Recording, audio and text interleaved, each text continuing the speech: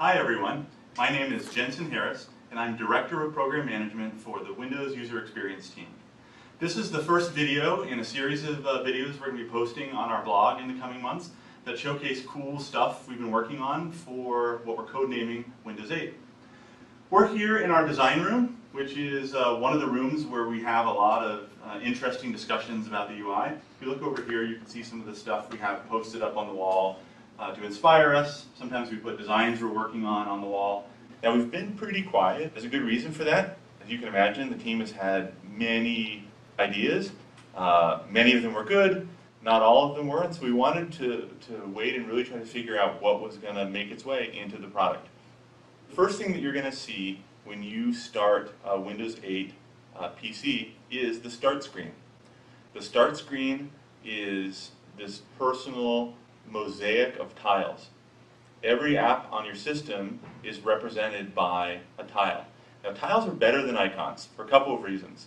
They have a little more space for the app to show its personality. Like the weather app can just show you the temperature without you having to open it.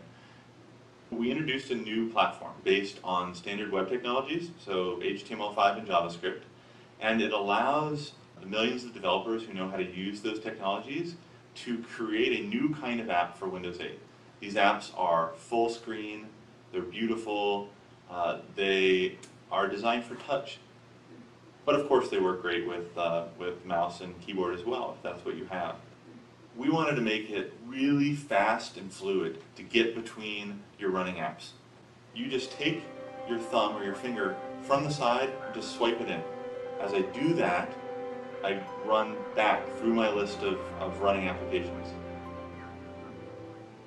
One of the great things about a PC is that you can do two things at once. We created a feature called Snap. I swipe in my thumb from the side of the screen, but now instead of moving it all the way into the center, I'm going to pause for a second. You can snap it into place over here next to your main app. I can choose to change which app is big and which one is small. So with just one simple gesture, you can snap one app next to another app. Now a huge part of what you do on a PC today is web browse. Internet Explorer 10 has a touch-first UI for panning the page very fluidly with the finger, for switching tabs. Here you can see the touch keyboard. One of the things that we realized, though, when we were using it, was that typing requires you to reach all the way into the middle of the screen. And so we designed this thumbs layout, which is sort of more ergonomic, and it feels really natural to use. Windows 8 also runs the existing Windows apps that you use and that you love.